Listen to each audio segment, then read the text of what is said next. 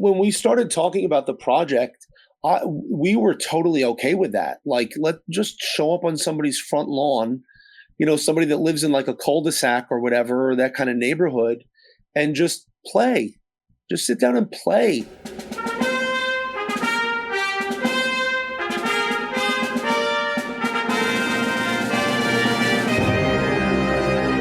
Hello, everyone. Welcome to Everything Band, a podcast that features conversations with composers, conductors, and performers of music for winds and percussion. My name is Mark Connor. I'm a composer and educator, and each week I have the good fortune to speak with and share the stories and wisdom of musicians and leaders in the band community. Are you planning to travel with your group sometime soon? If so, please consider my sponsor, Kaleidoscope Adventures, a full-service tour company specializing in student group travel.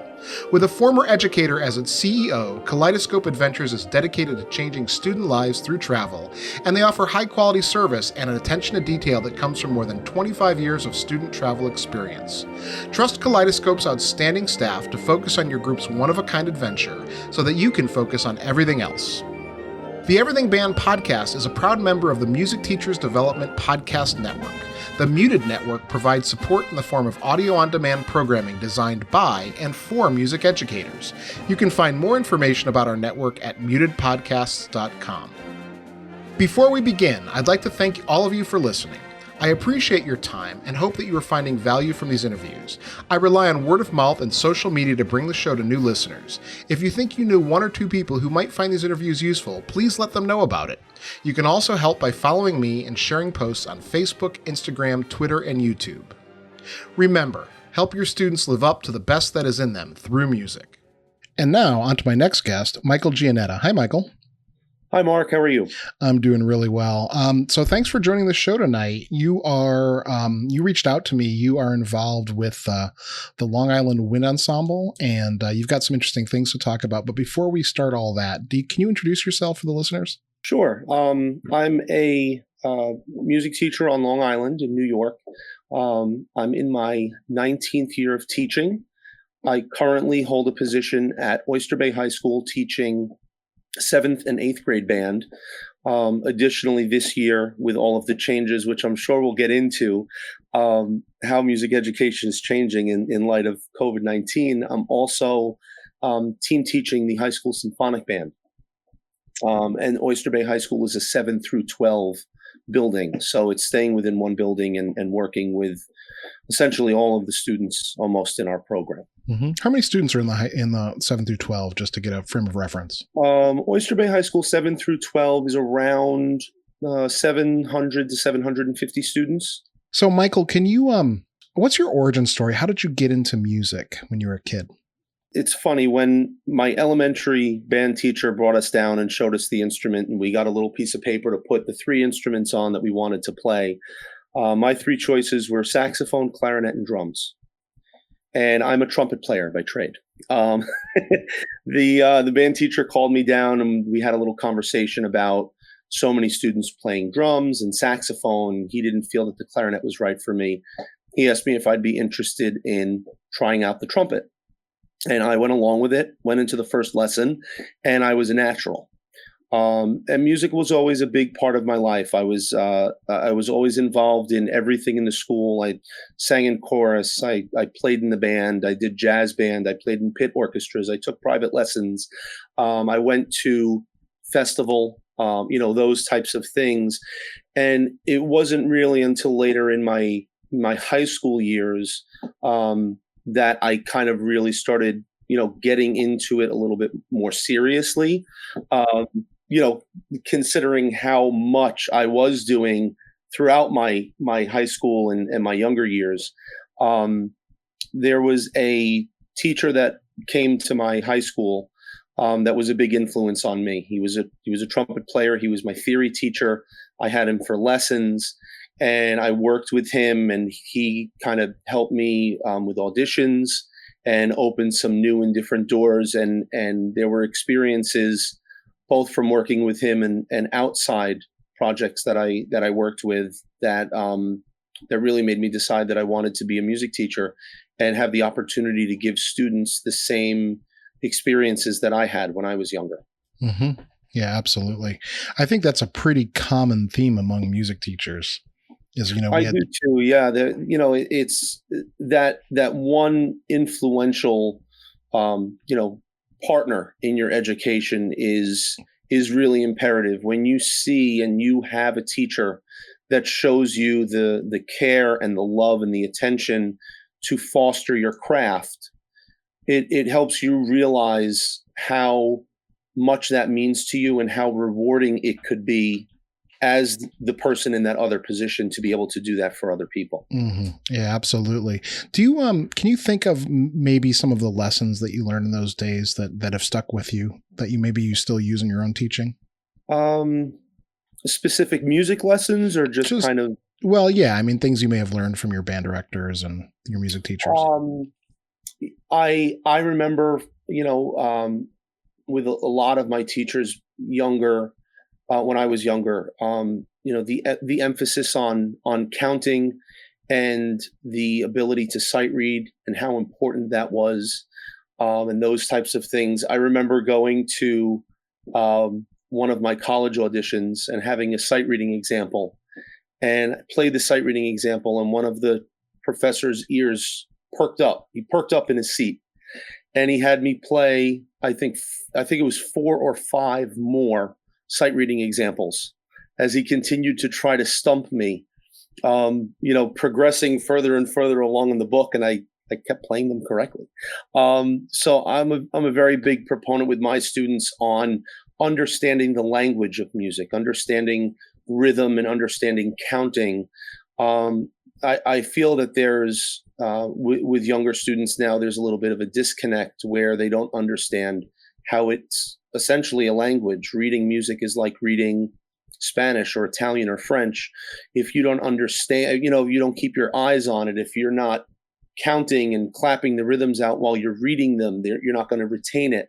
If you don't understand where the letters live on the staff, or those types of things, that was always those core music concepts were always driven home by my teachers when I was younger, and I aim to give my students that same instruction and the understanding that if they understand the language, they'll be more successful. And I like to call it kind of a positive snowball effect as opposed to a negative snowball effect. If they start, retaining those things, and they're able to realize when they're making mistakes, their practice sessions can be more successful, and they're going to want to play more. And it's going to, that thirst is going to just grow in them to do it more and be more successful. So, Michael, you mentioned that your gig, you're teaching, you normally, years other than this, of course, that you're teaching 7th through 8th grade students at the high school. So what grade do the students start in your district, and what level are you teaching? So students begin playing their instruments in 4th grade. Mm-hmm. The size of the district, like we spoke about, is a little bit smaller. So there's one primary school that's K through 2. There's one elementary school, quote unquote, as you would call it, which is 3 through 6. And then there's the high school, which is 7 through 12. So I believe those are the splits, unless the younger one is K1 and the elementary is 2 to 6. In any case, the students start in 4th grade. They do the petting zoo and they have the screening, and the elementary teachers try them out and find the instrument that fits for them. Over the course of those years, maybe they'll switch a couple of clarinets to bass clarinet before they get to me. They might, I usually don't get, like double reeds from them. It's usually like I'll switch over students to double reeds, to oboes and bassoons.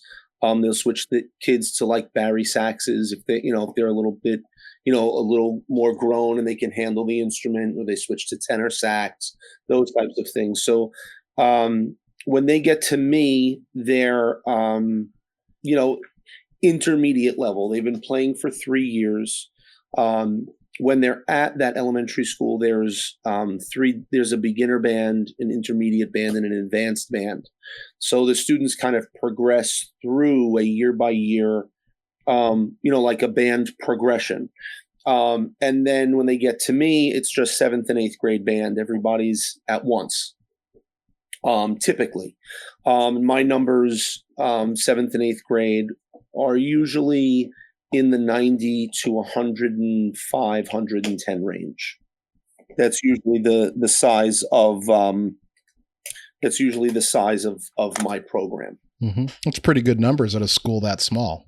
Yeah, it's the band program there is really well supported.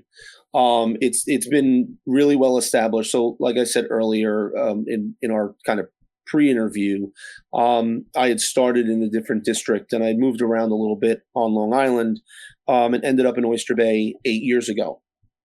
The high school band director in Oyster Bay is one of my closest friends. I've known him since we were in undergrad together.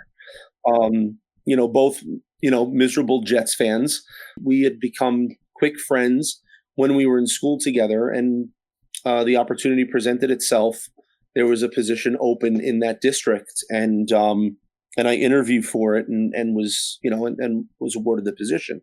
So my colleague has been there for a while, and he's done a lot over the years, bringing in guest artists, guest conductors, guest composers that have come in and done some of their own works with the band, had conversations with the band about going to music school and the experiences that they've lived through. So the program has been really well established over the years and very well supported from the community as well.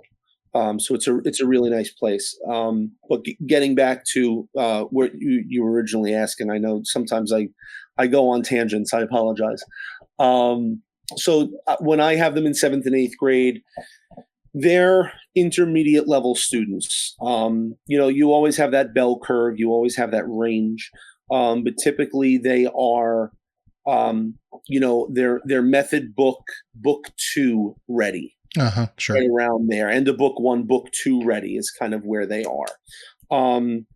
So our state guidelines for like contest performances is on a 6 level grading system. I know a lot of places in the country, I believe it's on a 5.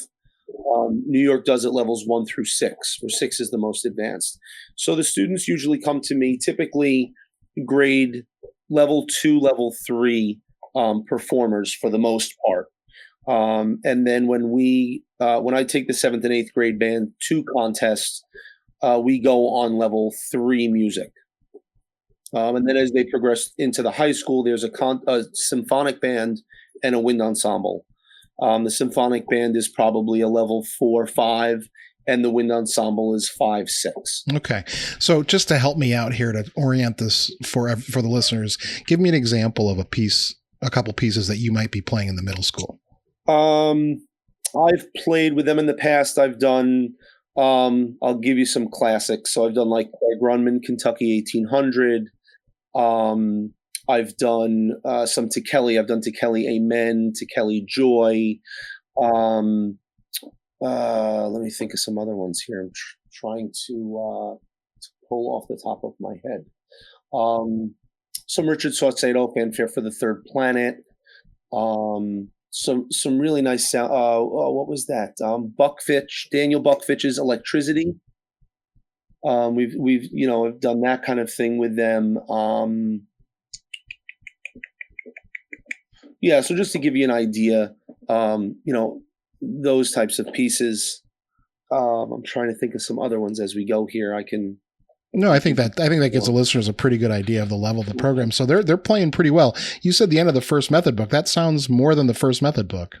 Yeah, it's when we go to contests, it's at the end of the year. So from where I get them to where we go is, I don't want to say a substantial jump, but we make good progress. The kids have a really strong foundation built on their their reading capabilities and things like that. So when I put music in front of them, and the planning of the program as well is part of the success that I'm able to have. So when we go, we have to do 2 pieces of the same level of difficulty, and then a comparative march along with it. So we're playing 3 pieces for contest. So I'll usually program one in the fall and then program the other one plus the march in the spring. So one of the pieces we kind of have under our belt. We get it to, winter concert performance, but then, as no performance is perfect. You always want to get something back.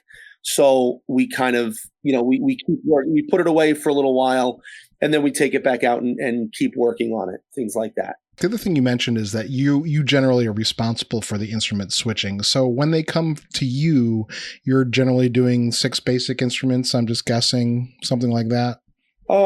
6 or 7. When they get to me, I'll have flutes, clarinets, bass clarinets, at least alto and tenor saxophone usually, trumpet, French horn, trombone, baritone, and tuba.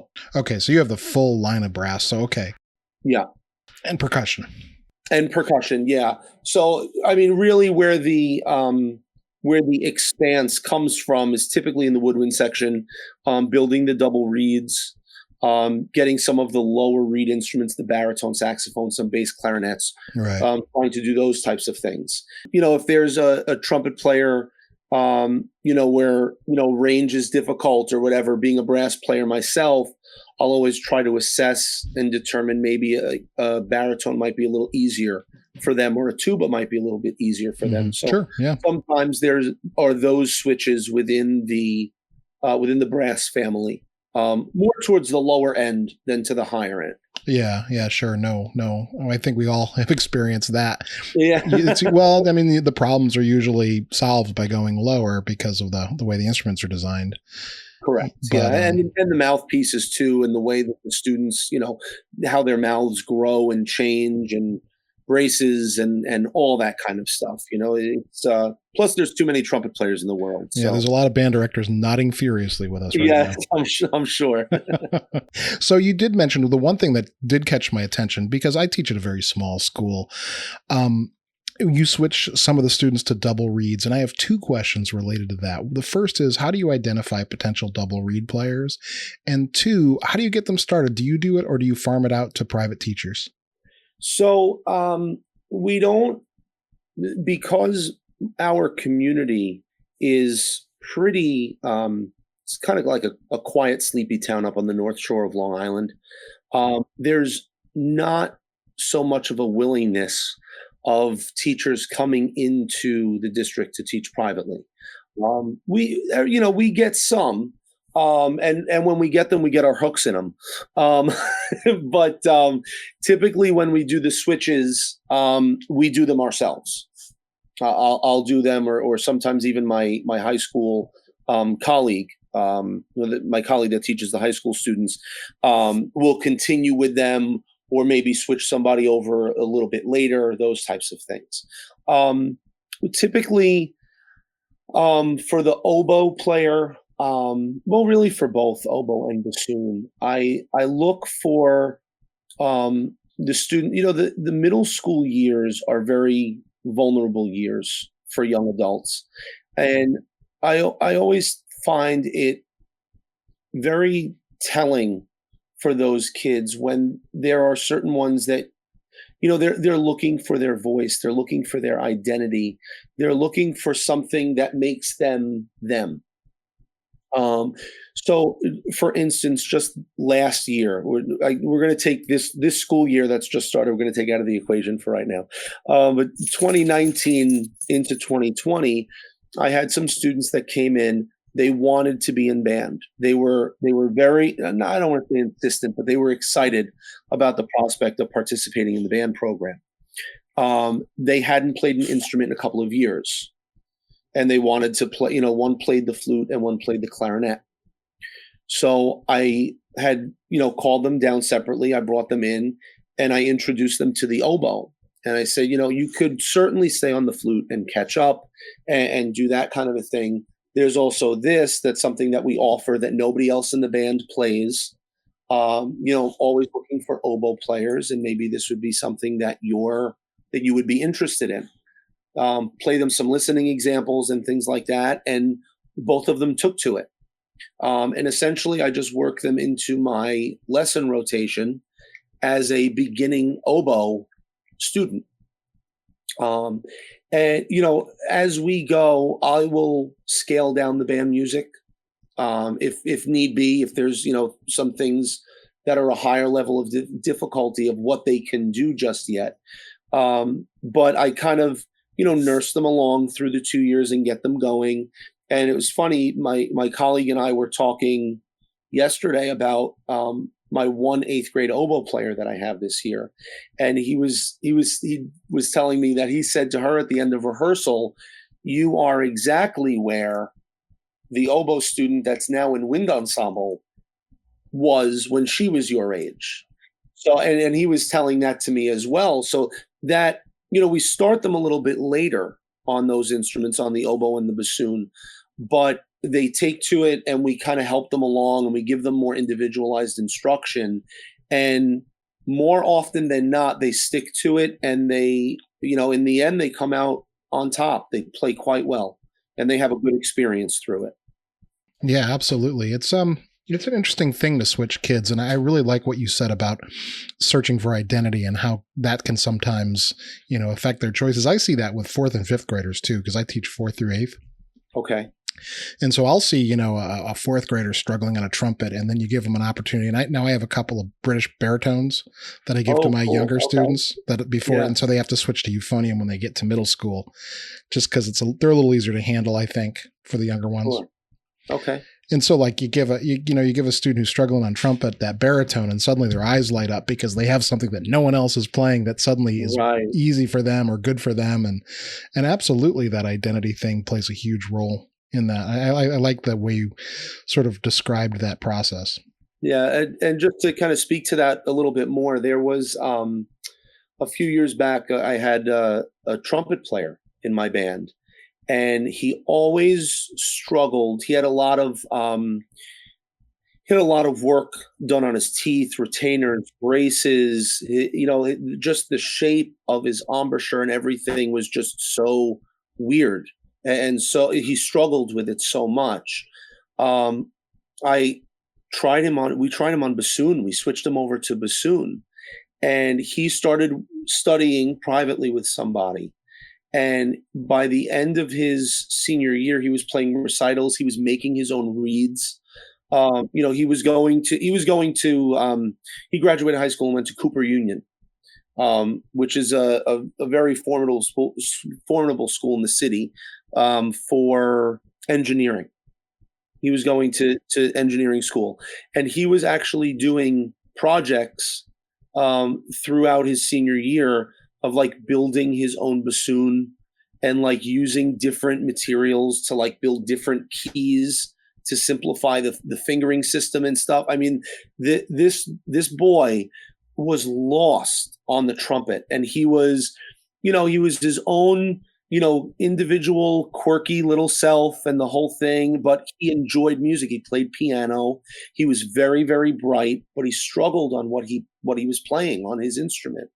And once we switched him to bassoon and he was able to kind of, relax with his embouchure, because it's such the opposite of what you have to do on trumpet or French horn. It really did. It opened the world to him. And it was, it's a really great success story that he was able to make that switch, and he did really so well with it. Mm-hmm. Yeah. No, I think that's a really intriguing thing. So, I never asked you, where did you go to school? Where did you do your music education training? So I went to, my undergrad was done at SUNY Potsdam, which is upstate New York. There's a music school within SUNY Potsdam called the Crane School of Music. So it's kind of like a private, essentially it's like a private music school within a public state university system. So I completed my undergrad at the Crane School of Music and music education. I moved back down to Long Island. I student taught back on Long Island, close to home. And I always said if my first job was closer to the city, I would look into grad schools, Queens College, MSM, something in the city.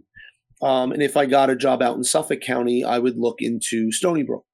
Um, and I ended up getting a job out in Comac, which was out in Suffolk County, Long Island. So I went to Stony Brook and got my master's degree in trumpet performance.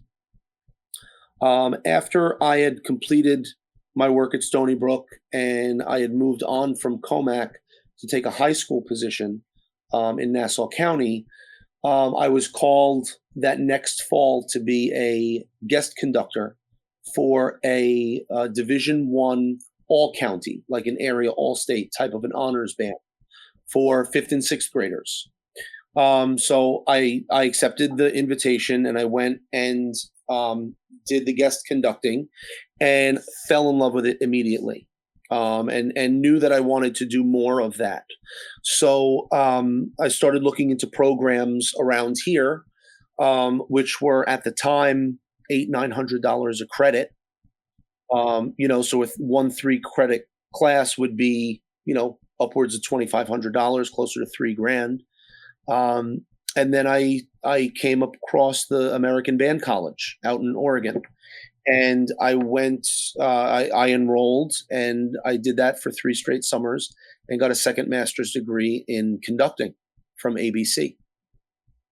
And that was it. I finished that second master's and I've decided that I was a student long enough, although we never stopped really being students. No.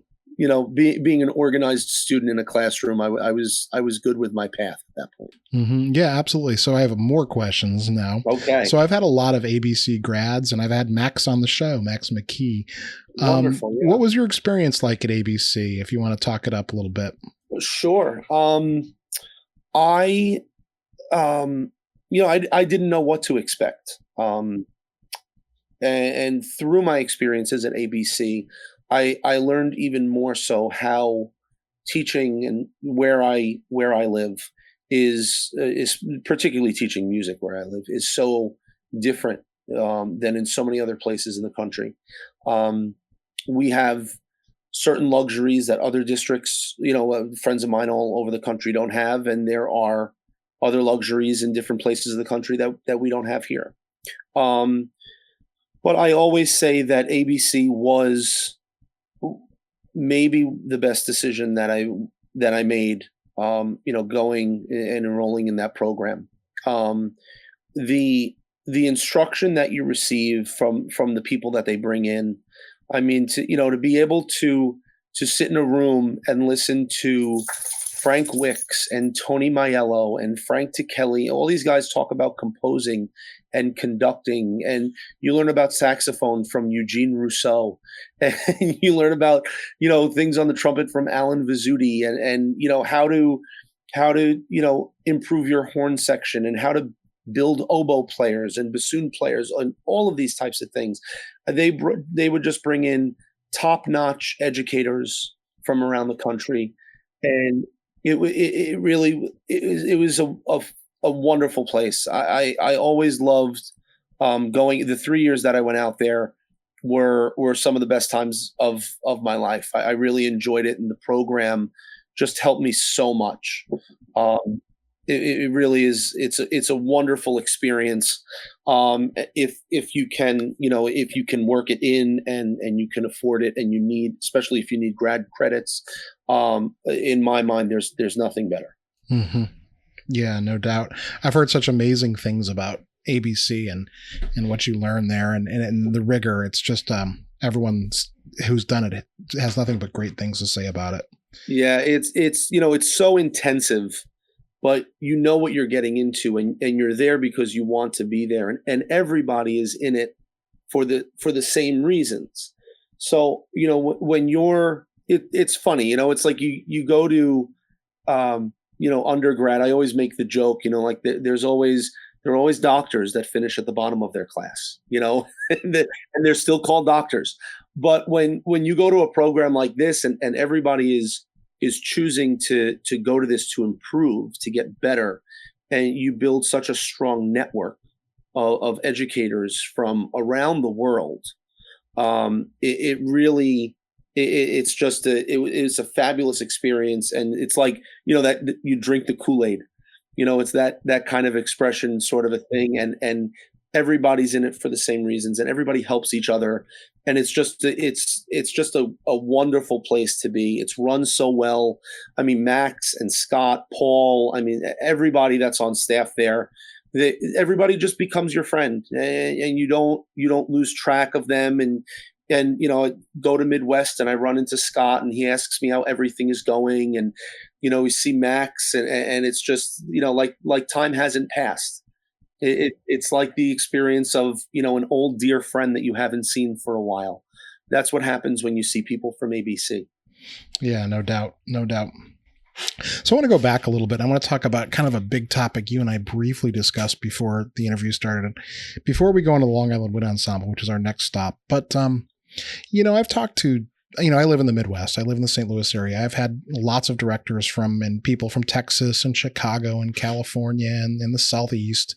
What's music like? What's band like on Long Island? It's well supported in the communities. The times that we're living through now, there have been some unfortunate drastic changes in some like a small percentage of districts. But I know from my experiences and from my colleagues and friends, music thrives on Long Island, and every program is different. There are some programs that have a heavier musical theater concentration. There are other ones that have a lot of a marching band concentration.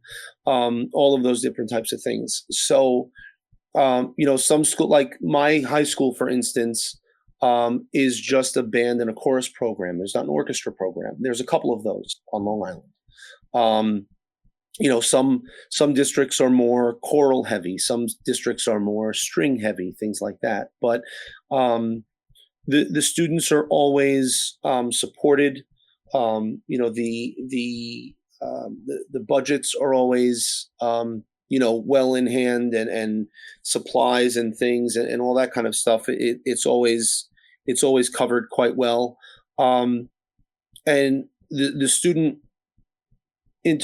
involvement and the student ability is really at quite a high level. Knowing it from being at area all-state performances, guest conducting around the state, being at our all-state conferences and seeing those concerts and those rehearsal settings. Music is alive and well in New York and quite well supported. Mm-hmm. So talk me through, imagine that I'm a seventh grade trumpet player entering the program. Talk me through, if you can, quickly, what it would look like through the 6 years I'm in the program. In my program specific? No, just across the whole high school from 7 through 12. Okay. Am I going to be doing a lot of marching band, concert band, jazz? What are my things? So if you're coming in as a trumpet player, there's always the opportunities of a extracurricular jazz band in most districts. Marching typically doesn't happen until your high school years. Perhaps at the middle school level, you might do a homecoming parade or a Memorial Day parade, but that's pretty much the extent of it. There's participation in solo and ensemble festivals, and the band's going to contest as well. Those opportunities are there. Band is typically it depends on the district. Some districts it's an every other day class. Some districts it's an everyday class. And in most places you have a one pull-out lesson a week in a rotation, and that's instruction with the band director. So, Michael, one of the reasons why you reached out to me initially was because of the Long Island Wind Ensemble and your associations with that ensemble. And you mentioned when you introduced yourself that with the coronavirus that you guys are doing some interesting things. So if you could just kind of give me a rundown of the ensemble, what you guys do, and then maybe some of these things that you're adapting to the coronavirus reality. So the Long Island Wind Ensemble has been in existence for this is now our fifth year, our fifth season, um, and we are we're comprised of music educators from mostly music educators and other professionals from all around Long Island, New York City metro area. We typically perform two concerts a year. Um, and the group we're a 501 C3 nonprofit organization. This year, we're supported by the Huntington Arts Council, and we've been on a very comfortable, steady incline in terms of our growing audience, interest, social media presence, all of those kind of outlets and those opportunities for performance and outreach. We've been expanding on.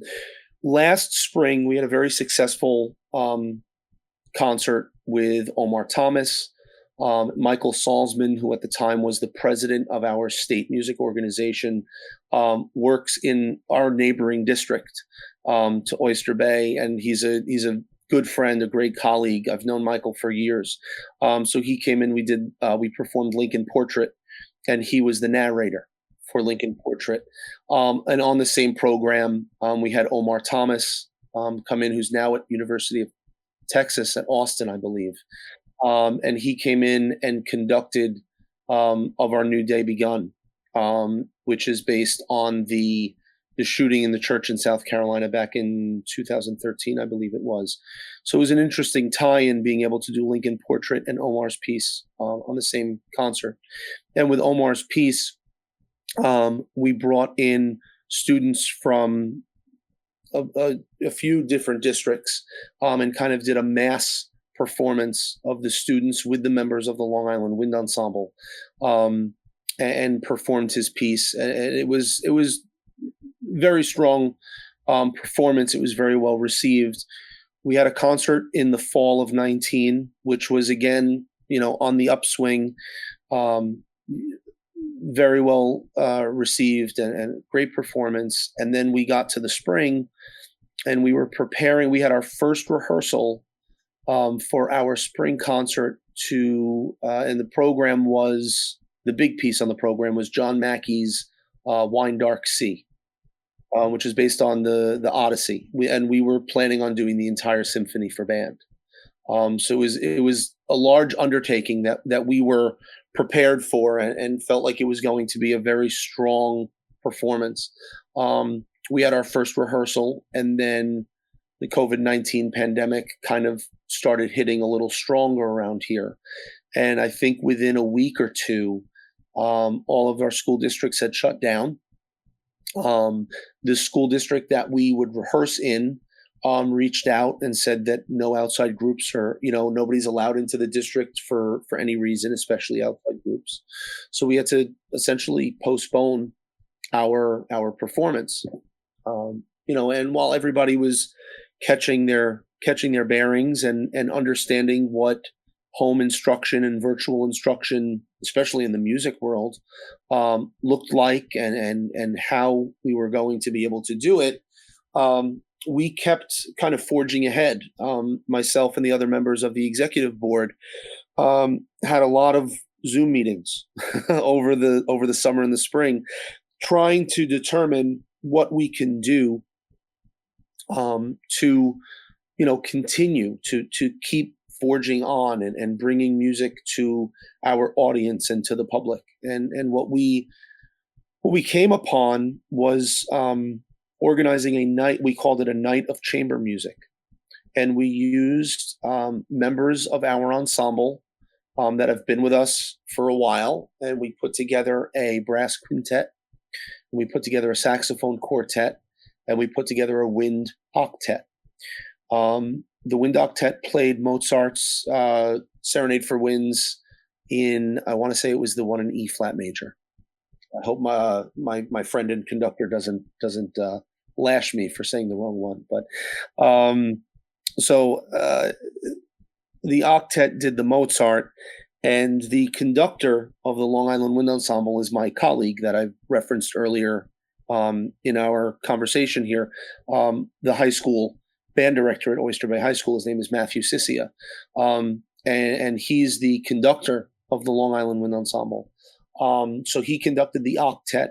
A friend of ours organized the saxophone quartet, and I organized the brass quintet. We held rehearsals at our homes, out in the backyard, which my neighbors loved, actually. And they were making requests by the time we were finishing rehearsal.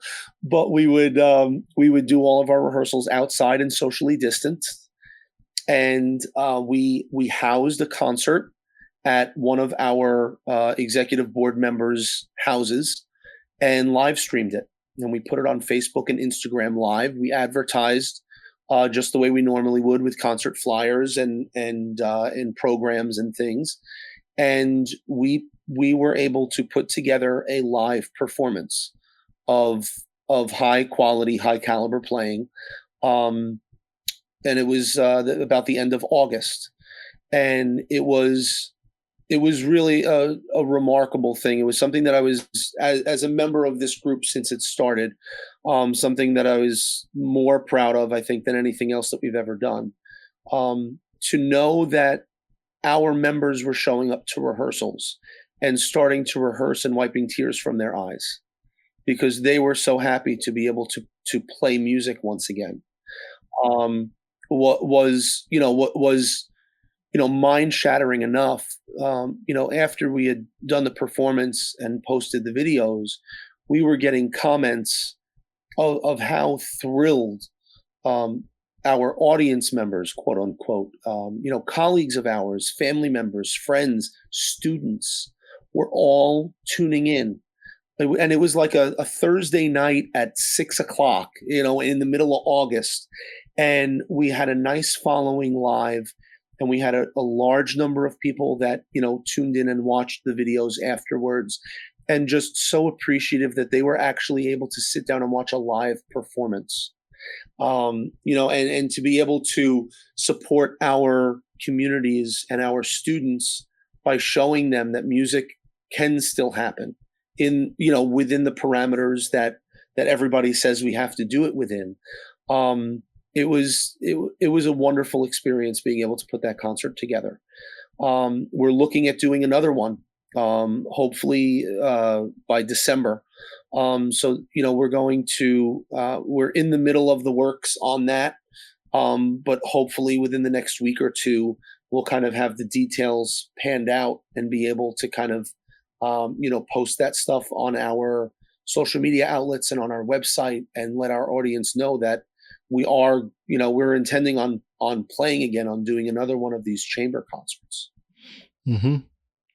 Yeah, no, that's really interesting. And I think in these times, a lot of ensembles, both professional and advanced amateur or semi-professional, depending on, I don't know what your setup is, are turning to this sort of, this model to kind of at least keep music alive.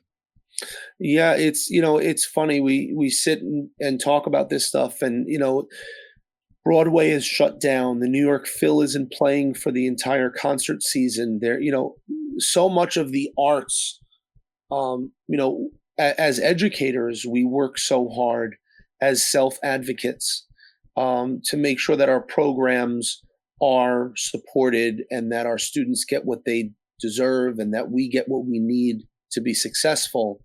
And at the same time that all of these things are shutting down and unable to run the way that they normally do, the Long Island Wind Ensemble is still able to put together performances that turn heads and satisfy listeners. So there's one more thing I want to talk about before we go to the final questions. And you mentioned it earlier that you're team teaching the high school band. Are you guys fully online? So my district's approach to this is quite interesting. And again, because I'm in a 7th through 12 building, that's another piece of this. So the 7th and 8th graders are in school every day. They have been organized into smaller cohorts where the students stay in the room and the teachers move. The students only move if they have to go to special area classes, physical education, music, art, because those are in more, you know, organized for that concentration, those classrooms. So they have to move towards those. The high school students were on an every other day schedule. So 9 through 12, A through L, and M through Z. They kind of just split the alphabet in half. And the high school students were every other day. So when we team teach, we're in, because of the size of the rooms and using our 12-foot spacing, which is what our state mandates, I'm assuming that's the same everywhere. We have 19 students seated that fit in the band room. And then we have a chorus room just next door that fits 15, I think, with some nifty extra measurements that I was able to put in there and find a little bit of extra space to squeeze a couple more bodies in there. So we get 19 and 15 seated in those two rooms, not including percussion. The percussion students keep their masks on and they play wearing gloves. So if they have to switch between sticks and beaters and mallets and tambourines or whatever, they can move between those instruments freely and safely amongst themselves. Now, my 7th and 8th grade band this year is split in half. So I have 7th graders on B days and 8th graders on A days. Additionally, the numbers are a little bit lower this year. So where my band is typically in the high 80s to low hundreds, this year it's a little bit lower than that. I would assume maybe in the 70s. So I have my 7th graders and my 8th graders separate, and we just fit in those two spaces plus percussion on their rehearsal days. High school students, as I said, are every other day, A through L, M through Z. And we just kind of coordinate every day. I take care of the middle level lesson plans because that's typically my class.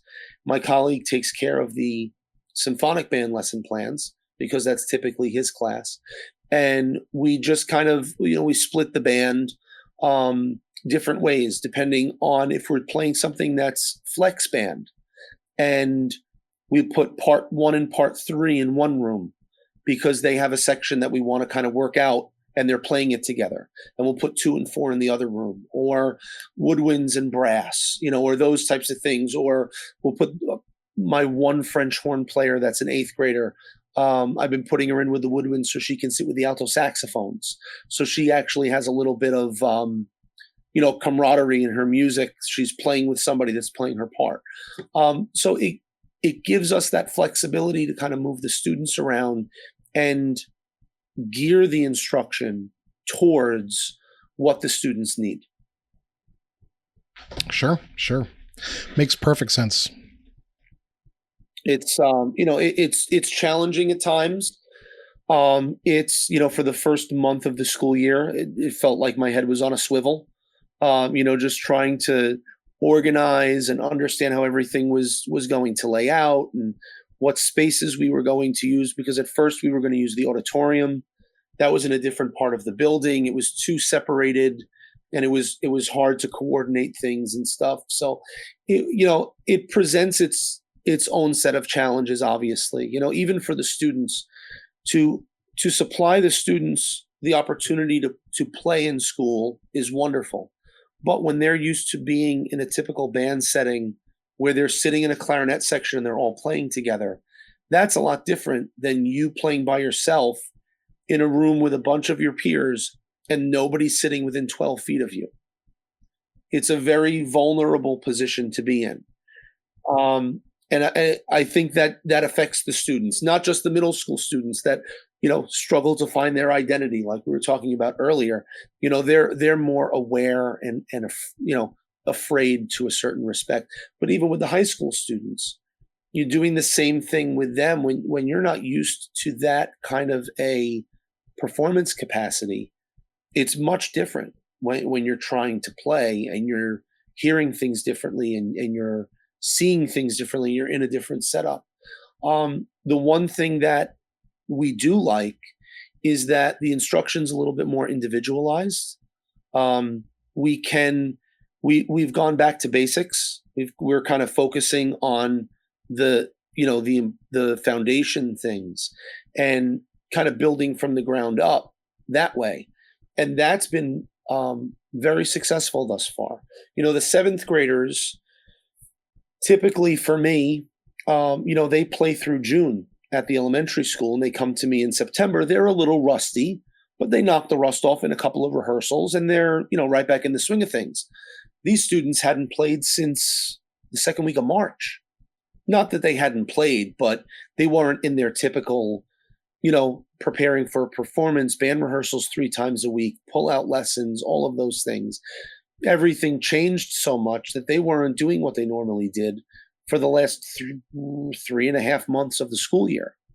So they were rustier than normal. My students included, my 8th graders, my returning 7th graders, were a little rustier than normal. So we've kind of, scaled back a little bit and focus on the foundations and build through the right music that's geared for them. And we're seeing some good growth from all of the students, which is really nice. Yeah, no doubt. I mean, I think that whole idea of scaling back is what everyone's dealing with right now. Yeah, I think you have to. With so much change, to use an expression I used earlier, to forge on, and expect the students to be able to play, any kind of contest pieces, originally written for regular band would be impossible. All right, let's get on to these final questions, Michael. Okay. All right, so this is a group of questions I ask all of my guests, and they're very broad, so you just answer to the best of your ability or your thoughts. And the first of these is, where do you draw the line between healthy and unhealthy competition in music? I think that competition is good in all facets of life, right? We run into experiences now where every kid gets a trophy, those kinds of things, and I think it's important that students understand that they have to work for their success. They have to work for what they receive, and what they put in is what they get out of it. And audition processes for honors ensembles, outside groups, a jazz band in your school, allowing the students to be able to audition and having them learn and understand, which is hard these days, but to have them understand and learn that on any given day, you can go in and play your instrument and play what you've prepared, and somebody can go in and do it better and get the seat.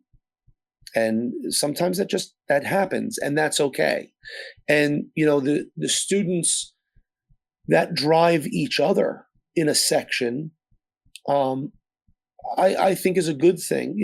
Again, not to use the word in the definition, but I think it's healthy in that respect. If you have, a couple of hotshot flute players that are always going for the solos and they're always going for that seat in all county or whatever it is, that kind of healthy competition, I think, pushes the student, pushes particularly the serious student, the more serious student. You don't want it to get to the point where there's competition in everything and you're driving students away. I think that's when it turns to be counterproductive. A little anecdote: when I had first started teaching, my students at the elementary level were used to seating auditions in 4th and 5th grade, and who's going to be first chair and all of those kinds of things. And I very quickly would just respond with, just sit down and let's sit down together and make music. That's all I want you to do today. We're not going to worry about who's first chair or second chair or last chair. We're just going to play music and we're going to enjoy doing it and have fun. And that was always my approach with the younger students. And that's where I think it's important to kind of separate to draw that line. That's when it gets to be a little too much in my book. Hey there, everyone. My name is Ann Molesky, and I'm the host of the Anna Krusick Podcast, another podcast in the Muted Network. It's my mission to help music teachers be more purposeful, sequential, and joyful in each and everything they do as teacher musicians. Join me every Thursday as I share tips, tricks, and meaningful conversations with other music teachers about how to make the general music classroom more intentional and impactful for both you and your students. All right, Michael, one of the, if you follow Facebook or any of the band directors groups, one of the running jokes is that band directors are always the first car in the parking lot and the last out. And band directors wear it as a badge of pride. But I'm not so sure it's a great thing. And so how have you managed to find a work-life balance in your career? That's a great question. It's a great question. And I read through these and I look at that and I go, yeah. So, um, you know, being a middle school band director, typically having jazz band after school, helping out with the pep band at the high school, the football games when we have those in the fall, teaching a private studio of 5 students at the current moment, organizing the Long Island Wind Ensemble, and putting on 2 concerts a year, guest conducting and doing all these types of things. It's a big part of my life. Being a music educator. My first mentor always said, the minute that you say you're going to work, that you're not going to school, is the moment where you have to reconsider what you're doing. And still to this day, I still go to school every day, and I get to go to school and I get to work with my kids. And that really is deep down. That's how I always say it. When I talk about my students to my friends or to my family, I talk about my kids. I don't say I'm going to work and I have this student. I'll say, one of my kids did the funniest thing the other day, that kind of thing. So part of my work balance is my life balance because it's part of who I am. I'm very invested in what I do. But at the same time, I recognize that you do for health. You need a break from it. Striking my balance comes from spending time with my daughter, spending time with my friends, being active, having outlets, having creative outlets that get me away from the music for a little bit, but still kind of scratch that itch. I like being creative, with, like in landscaping and gardening and taking care of my home, those types of things. Cooking, I find very therapeutic, and I enjoy doing that because I find that I can be creative. I can make something with just what I have kind of laying around at home. So that life balance, that life balance side of everything, might not seem like it's as much as the work stuff, the quote unquote work stuff, but I don't often feel like so much of work is work. And I have other outlets, musical outlets as well. I play with a wedding band, as if I had, all the free time in the world. But I play with a wedding band as well that unfortunately now we haven't been too busy. But we typically stay pretty busy, and that's a nice musical outlet to not have to be teaching fingerings and going over rhythms and preparing kids for college auditions and writing letters of recommendation. I can just pick up my horn and I can play, and I don't have to think about it to an extent. And it's a nice release in that way as well. All right, this is a big question. What are the challenges facing music education or band, and how can we best meet them? Yeah, this is a great question. I feel like, especially now, with what we're going through, I feel that music education is kind of at a crossroads a little bit. Um, and maybe even more band and orchestrally minded. Um, you know, there are, I'm not sure how it is in other states, but in New York, when you get your certification to be a music educator, my certification is K-12 music. So I could essentially be moved from middle school band and be given elementary orchestra or primary school general music. And to a certain degree, I am prepared to teach any of those things. Now, where my concentration has lied for the past 19 years has been teaching band. So that wouldn't necessarily be the best move to take me and put me in front of 5-year-olds and teach them, drop in the bucket to your Liza. But when school districts start facing budgetary constraints due to everything that we're dealing with, and the amassing of the deficit, and the economy, lowering, people not going out to eat and not supporting their local businesses and all those types of things, is it going to be easier to say, if they're singing and they're not using instruments, we're saving all of this money? Those types of things, where how can we give them pull-out music lessons when they have to worry about all these other core classes and they're only in school every other day, and we have to get them into, they have to be prepared for college.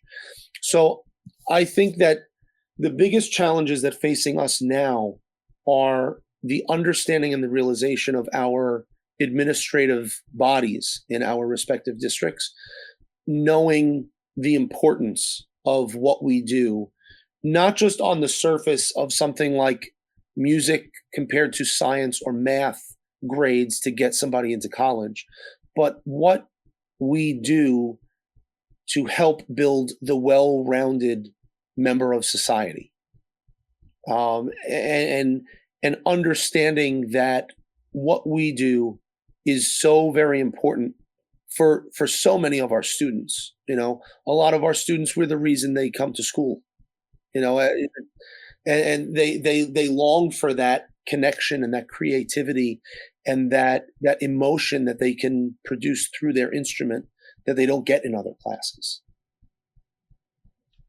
Yeah, no doubt. That's a theme on this show, is how we reach those students who are disaffected and this is their only thing.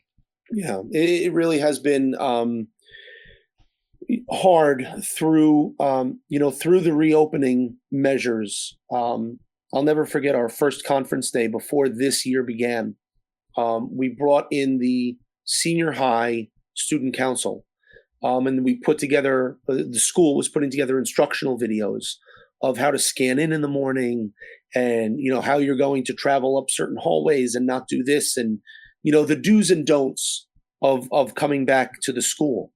And a majority of the student council leaders are members of our high school wind ensemble, students that I've had, and students that I still associate with and are connected to.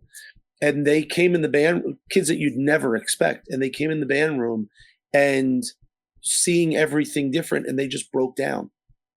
And it really is hard for these kids to fathom what they're going through and to experience it, that when they have what we provide for them, that connection and that artistic release and that emotional release, that's something that kids need now more than ever. And I think a lot of places need to do a better job of understanding that and providing that for all of our students. All right. So, Michael, I've just invented a time machine. Okay. And I'm going to take you back to the afternoon of your high school graduation. What advice are you going to give yourself? Practice more. That's the band director, answer in me. Always practice more, right? We always want that. The advice that I would give to my younger self would be to make sure to never be afraid to have conversations with people, to seek out advice. I at first, and I think a lot of younger adults are like this. You think you have all the answers. You think you have it figured out. When you're a teenager, you have it figured out. Your parents don't know anything. And then you graduate college and you get a job and you're in the real world and you're part of the rat race. And what do these older teachers know? I have all the answers. It's that same kind of thing. But having that support staff, whether it's family or friends or colleagues, in your concentration or out of your concentration, how do you deal with this student? What do you do in this situation? I'm dealing with this at school. What do I do? Being able to pick up the phone and comfortably call, a sibling or a parent or of your own, not like a school parent, or call a friend and be able to kind of bounce ideas off of and things like that. Do it more, do it often, do it more, make connections and make yourself available for other people. One of the most rewarding things I've been able to do recently is a friend of mine had a student that graduated with a music ed degree and got a position as a middle school band director. And I can't believe I'm calling him a kid, but he's this kind of kid that just has this insatiable desire to just, he wants to ask questions and he wants to learn and he wants to do all these things. And my friend put his student in touch with me, and we've had, now it's gotten to the point, even if he has a question quick after a rehearsal, he'll shoot me a text and I'll answer him back. The first couple of times that we spoke, we had, hour-long phone conversations talking about, answering his questions about, how do you pick music that you program? How do you schedule your lessons? What do you do when the kids are like this? And he did not what I never did, but he was open and willing to reach out and make a connection with me. And we kind of bonded over that experience. And it was something that was helpful for him. At least I hope so, right? And something that was rewarding for me, but that wasn't why I was doing it. In retrospect, it made me realize how wonderful it was to be able to be a mentor for somebody else. And I that's what I would have done if you rewind my career 19 years and you go back to, year one. That would be the advice. That would be the big ticket number for sure. Mm-hmm. Sure. All right. So if you had a choice, what would be the final work for wind ensemble or band that you'd want to conduct or perform? Oh boy.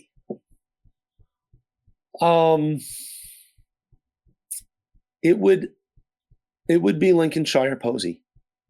One of the first things I ever conducted was an excerpt from Harkstow Grange in Conducting One at the Crane School of Music with Scott Levine. And he was my one college professor that I connected with most when I was there. We had like a conducting competition for the symphonic band at Crane. And one year I was awarded the position. So I got to work with Mr. Levine and I conducted an Elliot Del Borgo piece, but that connection with him and bringing that back to that first, I still remember that first day being on the podium and conducting, and I didn't know what to do with my left hand. And my left hand was bent at my elbow and just sticking straight out in front of me and not really going anywhere. I was conducting with my right hand and my left hand just kind of stood there. And Scott very patiently walked away from the video camera, walked over to my chair and grabbed my Yankee hat, presumably, because I know it was a baseball cap, walked up to the front of the room and hung it on my left hand because my left hand was sticking out, not doing anything. And he wanted to make it in the best way possible, the way that he was, very quietly and patiently, but calculated, wanted to show me not to do that. And so those kind of connections that I had with him started with that piece. I've played that piece, which I've loved. I've conducted parts of it. But it really is it's one of the most wonderful works in the literature.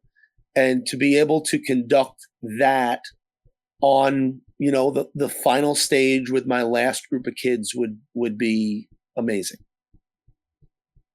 Bring it all full circle. Absolutely.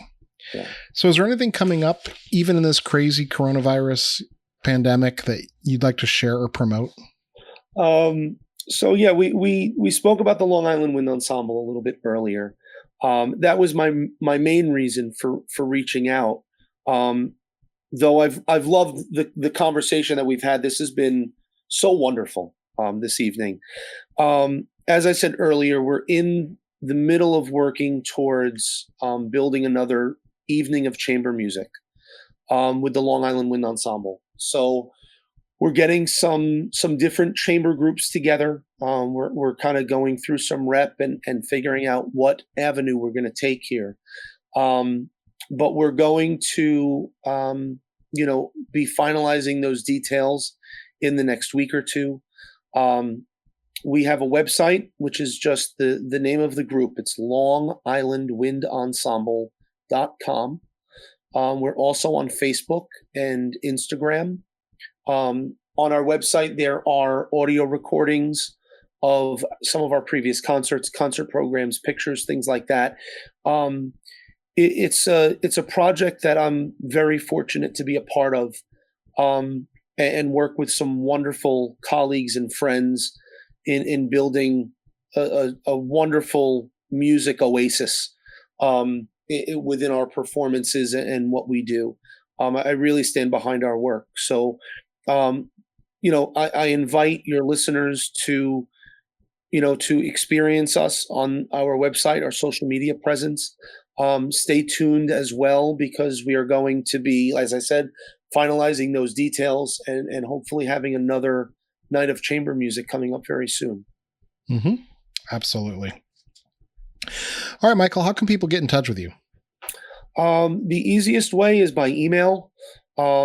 It's my Gmail account is michael.giannetta, which is GIANNETTA @gmail.com. I'm happy to have conversations if people want to reach out by phone.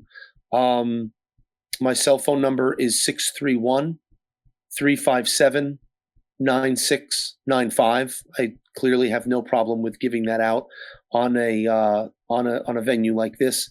But yeah, I am happy to speak with colleagues from anywhere about anything.